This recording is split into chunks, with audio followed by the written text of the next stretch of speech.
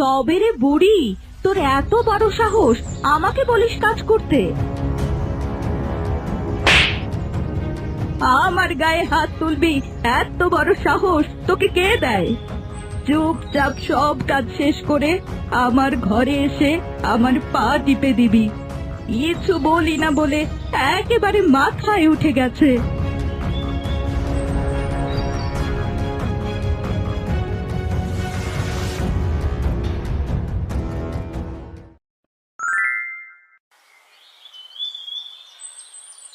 বুড়ো বয়সীতে মানুষের ভীমরতি ধরে তা আপনাকে না দেখলে বুঝতামই না। এখন ঘরের মধ্যে নবাবিপনা করে না থেকে বাইরে আসুন তো। কি হয়েছে মা? আমি তো বাড়ির সব কাজই করেছি মা গো।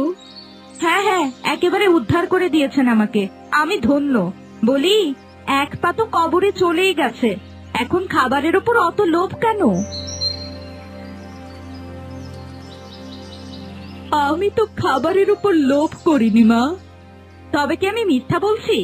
এই যে এই বাটিতে আমি 2 টুকরো মাংস আর 4 টুকরো আলু রেখেছিলাম, এখন তো দেখছি এখানে 3 টুকরো আলু আছে, আর একটা কি হাওয়ায় ভেসে গেল? এমন করছো কেন মা? কোনো তরকারি ছিল না, তাই 1 টুকরো আলু আর একটু ঝোল দিয়ে ভাত খেয়েছি। মাংসতে তো একটুও হাত দেইনি। তোমার মা হলে সামান্য একটু আলুর জন্য এমনটা করতে পারতে? কি? আপনি আমার মা তুলে গালি দিলেন? আসুক, আজ আসুক আপনার ছেলে। যদি সব কানে না তুলেছি তবে আমার নামও শর্মিলা নয়।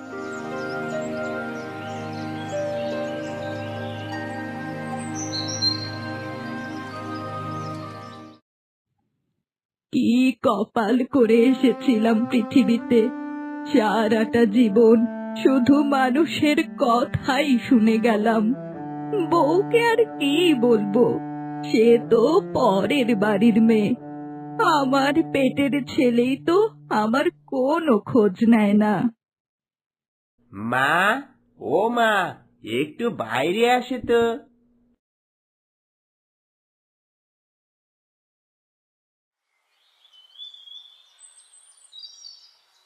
কি হয়েছে বাবা, ডাকছিস কেন? মা, তুমি শর্মিলাকে কি বলেছ? কই, আমি তো কিছুই বলিনি বাবা। বলেননি মানে?